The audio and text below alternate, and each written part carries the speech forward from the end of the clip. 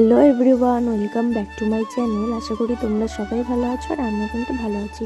তো চলে আসলাম তোমাদের সাথে একটা ছোট্ট মিনি ব্লগ নিয়ে। তো আজকে সকালবেলা এতই ঠান্ডা পড়েছে যে সকালবেলা বিছনা টিছনা না গুছিয়ে মুখ টুক না ধুয়ে ঘুরে চলে গেছিলাম উপরে রোদ পোয়াতে। আর এইটা কী ফুল তোমরা কি জানো? আমি জানি না, এটা ফুলটা ফোটেনি, তার জন্য বুঝতে পারছি না কি, বুঝতে পারছি না এটা কী ফুল। আমাদের ছাদেই রয়েছে, আমি এতদিন খেয়ালই করিনি, সেরকমভাবে তো ছাদে যাই না আর গিয়ে দেখিও না যে কী ফুল ফুটেছে বা কিছু। এগুলো সব হচ্ছে কি আমার বল লাগিয়েছিল এই ফুল গাছগুলো, তো আমি জানিও না সেরকমভাবে।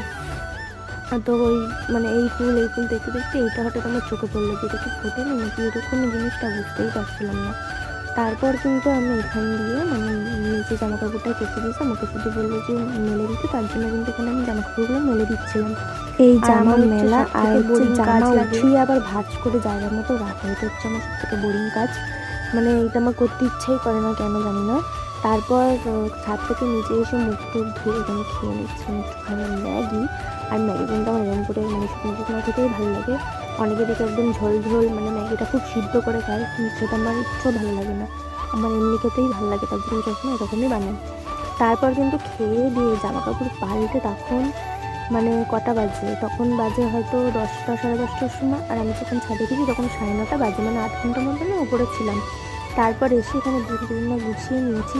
আর তোমরা হয়তো এই পুতুলগুলো আমার কাছে আজকেও দেখতে পাচ্ছ, আগেও ভিডিও করেছি, বাট এই পুতুলগুলো ছিল না।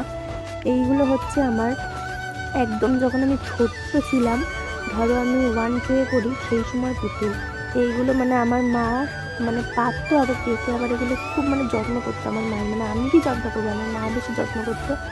পুতুলগুলো ধুতো, তারপরে ধুয়ে এখানে আবার রেখে দিত। আর আমার যখন বিয়ে হয়ে গেছিলো সেই সময় হচ্ছে গিয়ে আমার মা এই পুতুলগুলোকে ধুয়ে একটা বস্তাতে করে আলমারিতে রেখে দিয়েছিলো। তো আমি পুতুলগুলো কালকে এনেছি।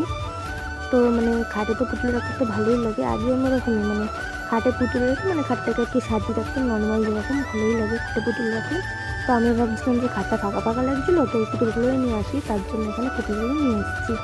তারপর কিন্তু আমার এখানে ফেভারিট আমার একটা জেল মেখে নিচ্ছিলাম, এটা হয়তো কম বেশি সবাই মাখে, কিন্তু আমি কিন্তু এই শীতকালে ক্রিম কিন্তু একবারই মাখি, সেটা হচ্ছে স্নান করার পরে। বাট আমি যখন কোথাও যাব বা ধরো আমার মুখটা শুকনো লাগলো, তখন কিন্তু আমি জেলটাই ইউজ করে থাকি। আর তারপর আমি এখানে খেয়ে নিয়েছিলাম আমার পছন্দের একটা কেক, যেটা আমি এখন আমার মনে হয় যে আমি না খেলে হয়তো আমার দিনই যায় না এই কেকটা না খেলে। আমি যে দোকান থেকে কিনি এই কেকটা, আর কাকাও বলে তুই এতই কেক খাস, আমি বলি আমার ভালো লাগে ওর জন্য খাই। বলে সে ঠিক আছে, বলছে বাচ্চাদের মতো প্রতিদিন কেক খাই। আমি বলছি আমার ভালো লাগে, মানে মানে কেকের যে আকৃতিটা লাভের মতো,